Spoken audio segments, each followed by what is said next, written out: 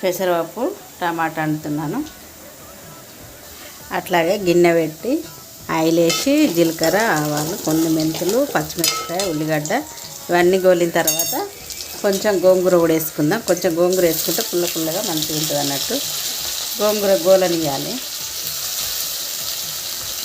ఆయిల్లోనే ఫ్రై చేస్తే టేస్ట్ అనేది మంచిగా పప్పులకు వస్తుంది అన్నట్టు. గోంగూర అయితే గోలింది కదా, పసుపు వేసాను.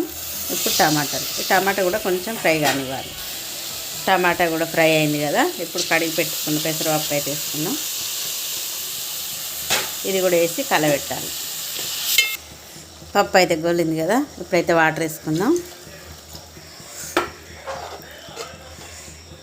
ఇట్లా వాటర్ పోసి అయితే ఉడకనియాలి ఫ్రెండ్స్. పప్పు అయితే ఉడికింది. ఇట్లా ఉడికితే చాలు. కొంచెం సూప్ కూడా ఉండాలి, మంచిగా ఉంటుంది. ఓకేనా ఫ్రెండ్స్, బాయ్. మరి స్టవ్ ఆఫ్ చేసుకుంటే సరిపోతుంది.